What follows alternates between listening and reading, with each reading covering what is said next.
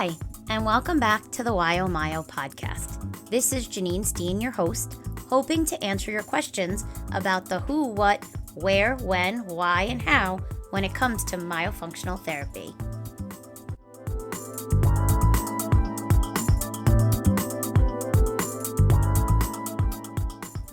Hi, everyone, and welcome back to the WHY-O-MYO podcast.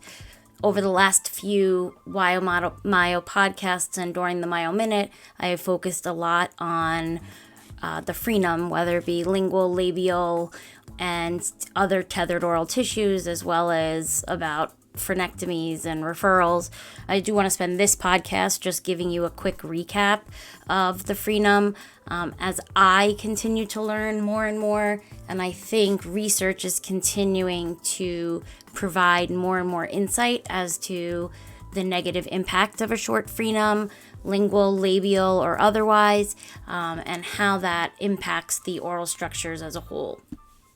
I know during my podcast I've mentioned that a short lingual frenum will definitely result in many compensatory strategies, which often result in TMJ or temporomandibular joint disorder symptoms. It could also change their overall occlusion and create a malocclusion. It can change the height and shape of their palate. Some of the research I recently read even speaks about how in utero, when a child is born, a baby is born, their palate is already high and narrow, and that's because they're thrusting in the womb. So they're already behind the eight ball before they even come out and join the world and join us on the outside world. However, it is important to realize that even at that early age, there can be an impact on the palate. And even though they didn't have the opportunity to swallow incorrectly or suck on an extraneous object, they were still thrusting in utero, which again is typically the result of a short lingual frenum. The other information that is really important to keep in mind is how strong a muscle the tongue is. And it needs to be worked and conditioned and strengthened and improve the range of motion in that tongue in order to be most successful when it comes to speaking, resting postures, sleep habits, limiting temporomandibular joint syndrome symptoms, as well as even picky eating symptoms. But it is important for everyone to realize that that tongue is such a strong muscle, and it is having a tremendous impact on the shape of the oral structures, the shape of the oral cavity, and actually the overall appearance of the face, as well as the chin. So you start to see some cosmetic features even affected as the result of a short frenum. As I had mentioned, most individuals look at frenums differently.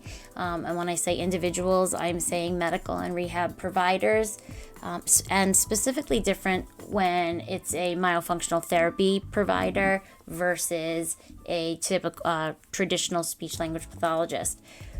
I want to emphasize how important it is to understand and to be able to recognize a short frenum, but also if there is any negative effect that could be caused by a short frenum, that you have a consultation and see if their recommendation is to release it.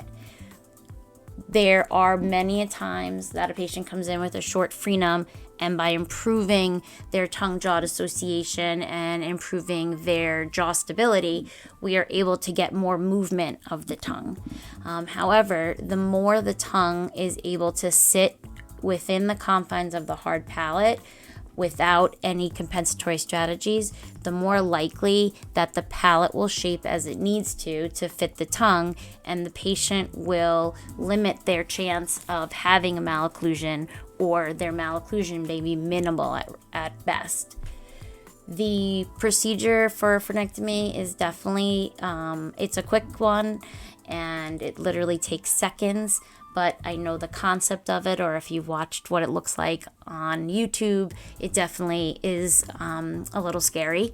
But I will tell you that the procedure is insanely quick and the results are amazing. Many parents believe that if they've had their child's frenum snipped or lasered once, then they're good to go. And that is not necessarily true, especially in patients that had it snipped as an infant, because the oral cavity is so small during infancy. The oral surgeon or the pediatric dentist or whomever is performing the frenectomy will be very conservative when it comes to releasing it, with the thought in mind that if over time we don't see an improvement, then we'll do it again. But they're very conservative because it's so close to the blood supply underneath the tongue, and everything is so tiny. The other thing that I had mentioned was about the labial frenum, and there's a lot of controversy. However, the most recent research I have read, and this is coming out of research that's happened in the last 2 years, that there has always been a question of whether or not a labial frenum should be released, or a short labial frenum should be released, specifically in situations where the patient is or we notice that the patient's upper central incisors are parting due to where the frenum is attaching to the gums or to the jaw.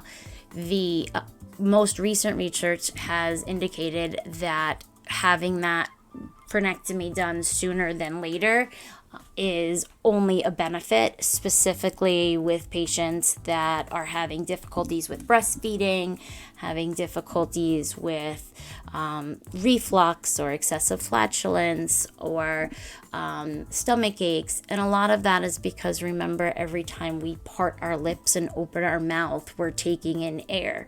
So if you're thrusting forward for swallowing because you don't have that range of motion to block the airway, then you are going to inhale a lot of air and wind up with digestive type symptoms. And one thing to always keep in mind is that if someone is diagnosed with reflux, the medication that is given to them is not to cure the reflux. It's designed to neutralize the acid that is coming up as a result of the reflux. So we don't, in that situation, we're not treating the cause of the problem, we're treating the symptom of the problem, and that symptom being the reflux or the hiccups or the discomfort and colic. However, why is this patient or why is this baby suffering and having difficulties? And oftentimes it can be the result of just too much air getting into the belly. Being able to check and make sure that their frenum has the range of motion to support and open the airway. And also make sure there's nothing anatomically interfering with their ability to mobilize their tongue. But when the patient has a short lingual frenum or a short labial frenum, it makes it that much harder to create a latch or create a seal.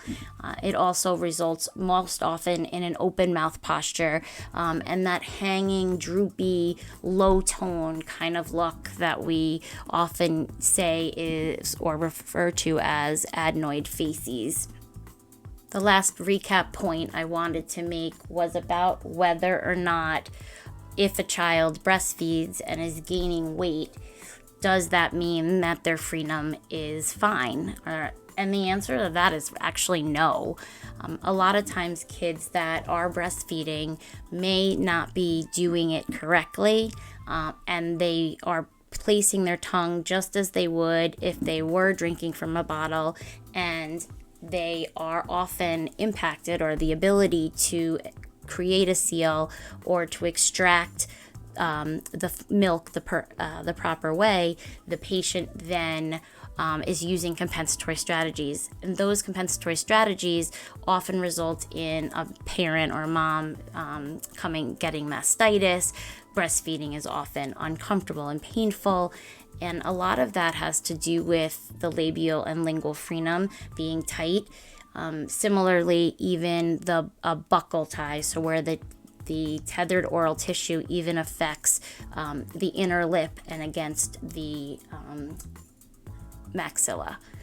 So that is my quick recap on frenums, and I look forward to talking to you a little bit more in my next podcast. I hope I was able to give you some insight and answer some of your questions regarding myofunctional therapy.